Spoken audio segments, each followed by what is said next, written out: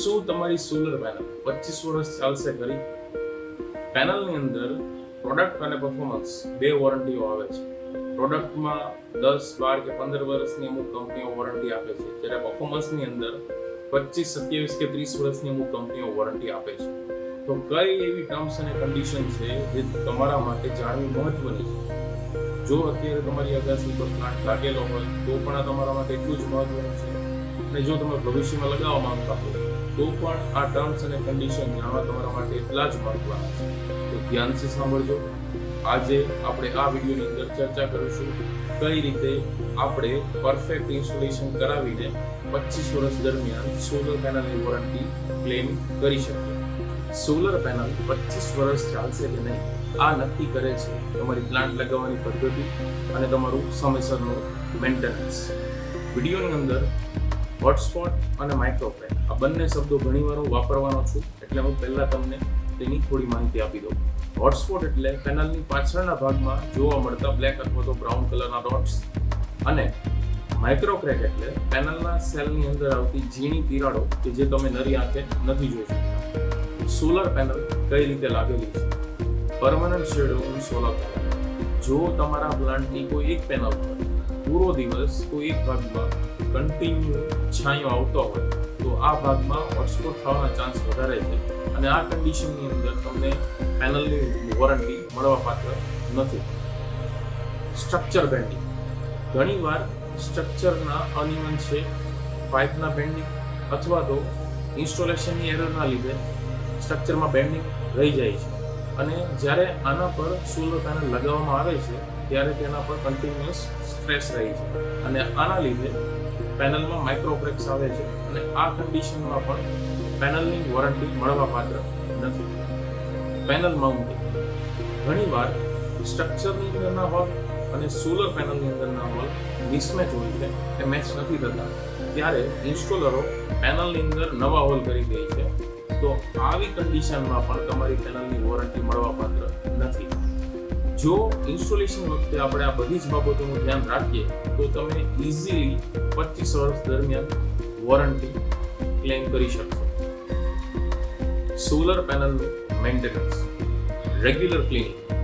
જો તમે સોલર પેનલની સફાઈ રેગ્યુલર બેઝિસ પર નથી કરતા તો પેનલ પર ધૂળ અથવા તો પક્ષીઓની ચરક વધારે હશે, અને જે ભાગ પર ચરક અને ધૂળ વધારે હશે એ ભાગમાં હોટસ્પોટ થવાના ચાન્સ વધી જશે.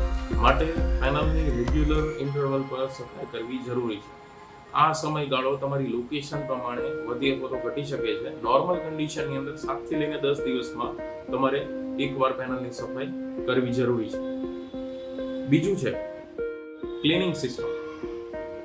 જ્યારે તમે સોલર પ્લાન્ટ પર ક્લીનિંગ સિસ્ટમ લગાવો છો તો ત્યારે તેની જે પાઇપો અથવા તો જે નોઝલો છે એનો છાંયો તમારી પેનલ પર ના હોવો જોઈએ. ઘણીવાર આ પાઇપો પેનલ પર જ મૂકી દેવામાં આવે છે, જેના લીધે પેનલના એ ભાગ પર પરમનન્ટ શેડો આવે છે, અને ત્યાં હોટસ્પોટ થવાના ચાન્સ વધી જાય છે.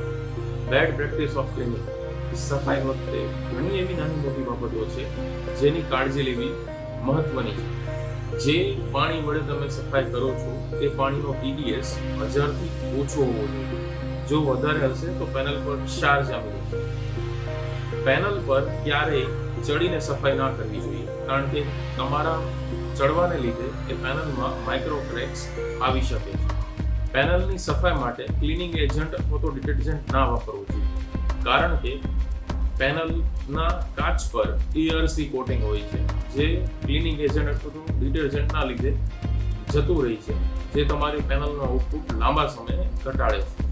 જો તમારી પેનલમાં ઓછો ઢાળ હોય તો પેનલના નીચેના ભાગ પર જે જમા થયેલું પાણી છે અને ધૂળ છે તેની નિકાલ કરવો જરૂરી છે, કારણ કે એકવાર ત્યાંથી પાણી સુકાઈ જશે પછી ધૂળ અને ક્ષારના ડાઘ રહી જશે, જેના લીધે એ ભાગ પર હોટસ્પોટ થવાના ચાન્સ વધી જશે.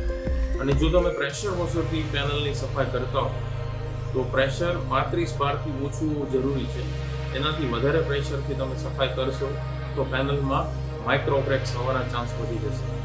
આ બધી જ એવી બાબતો છે જેનું ધ્યાન રાખવામાં ના આવે તો લાંબા સમયે પેનલમાં હોટસ્પોટ અથવા તો માઇક્રોક્રેક્સ આવશે, અને જેના લીધે પેનલનો આઉટપુટ ઘટી જશે, અને 25 વર્ષ સુધી તમારી પેનલ નહીં જ ચાલે.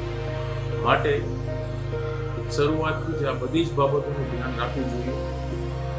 પછી એ ઇન્સ્ટોલેશન હોય કે મેન્ટેનન્સ, જો આ બંને વસ્તુ તમે પ્રોપરલી ફોલો કરશો તો તમારી પેનલનું આયુષ્ય ઇઝીલી 25 વર્ષ છે અને છે. માટે આ બાબતોનું ધ્યાન રાખવું જરૂરી છે.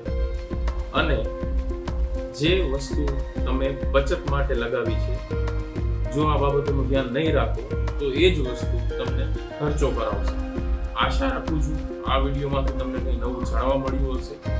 જો તમે કંઈ પણ નવું શીખ્યા હો તો વિડીયોને લાઈક કરશો અને મારી ચેનલને સબસ્ક્રાઈબ કરશો. Thank you. જય હિન્દ.